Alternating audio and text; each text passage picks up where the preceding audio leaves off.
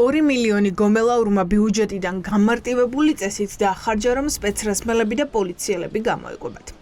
მაშინ, როცა მთელი საპოლიციო ძალა ქუჩაში ხალხის საცემად და დასარბევად ყავდათ გამოყვანილი, ბიუჯეტიდან გამოყოფილი 300,000 ლარი აღარ ეყოთ. მაგრამ მოძალადე პოლიციელების გამოკვებაზე კომპანიებმა უარი თქვეს. 2024 წელს შინაგან საქმეთა სამინისტროს 5 ტენდერი ჩაეშალა. შემდეგ ხელშეკრულებები უკონკურსოდ გამარტივებული წესით გააფორმეს. 24 შესყიდვა 2 მილიონზე მეტი დაჯდა. მონაცემები ფლანგვის დეტექტორმა დათვალა. შინაგან საქმეთა სამინისტრომ უშედეგო ელექტრონული ტენდერების პარალელურად 24-ჯერ მიმართა შესყიდვების სააგენტოს გამარტივებული შესყიდვების ჩასატარებლად და აღნიშნული 24 გამარტივებული შესყიდვის ჯამური ღირებულება 2 მილიონ 130,000 ლარი არის დაახლოებით. გამარტივებული შესყიდვების გზით ხელშეკრულებების გაფორმება ხშირად ხდება ხოლმე ფორს-მაჟორულ სიტუაციებს და უფრო კორუფციულ შემთხვევებთან გვაქვს საქმე. ხშირად ხდება ხოლმე ისეთი შემთხვევებიც, როდესაც გამარტივებული შესყიდვების გზით ხელისუფლებასთან დაახლოებულ პირებთან იდება. 2024 წელს შინაგან საქმეთა სამინისტროს 13 ტენდერი ჰქონდა გამოცხადებული. აქედან 5 ჩაუვარდათ. ამის პარალელურად ფორმდებოდა უკვე გამარტივებული წესით ხელშეკრულებები. მოთხოვნებში ვკითხულობთ, რომ გომელაური წინასწარ ვერ გათვლიდა მაგალითად დეკემბრის მოვლენებს. პოლიციას კი კვება სჭირდება, რომ მართლწესრიგი დაიცვას. ეს ის დროა, როცა დემონსტრანტებს ქუჩა-ქუჩა დასდევდნენ და უსწორდებოდნენ.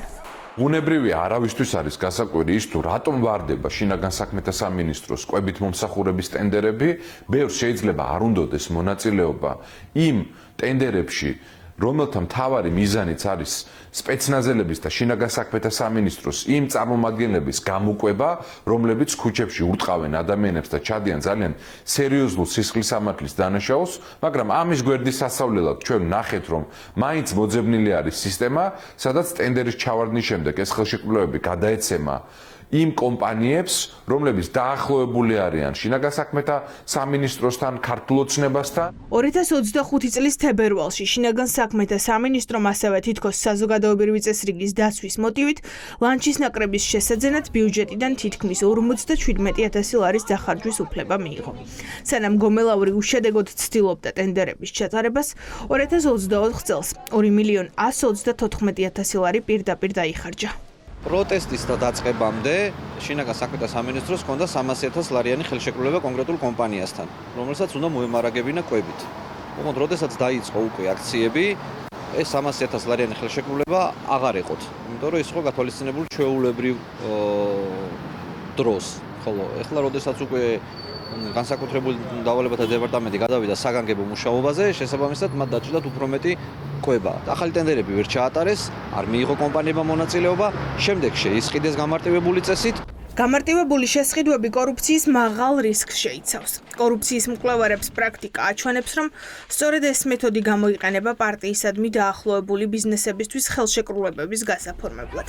როცა კონკურსით კომპანიას ვერ პოულობენ, ბიუჯეტის ფულს მათ აძლევენ, ვინც ყველა დავალების შესრულებას უპირობოდ დათანხმდება.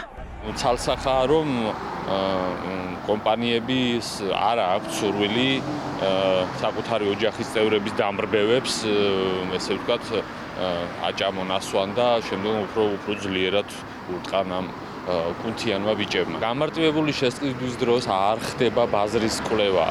შესაბამისად, ნებისმიერმა ნიჭიერმა კომპანიამ შეიძლება იმაზე მეტი თანხა წაიღოს ბიუჯეტიდან, ვიდრე ესა თუ ის შესყიდვა ამ შემთხვევაში ჯდება. ამიტომ, რა თქმა უნდა, გამარტივებული შესყიდვა ცალსახად არის კორუფციის წყარო. ცოტა ხნის წინ სამინისტრომ ახალი 300,000 ლარიანი ხელშეკრულება შპს დეჟავუს გაუფორმა. 2025 წელს ლანჩებით პოლიციელები ამ კომპანიამ უნდა გამოკვებოს.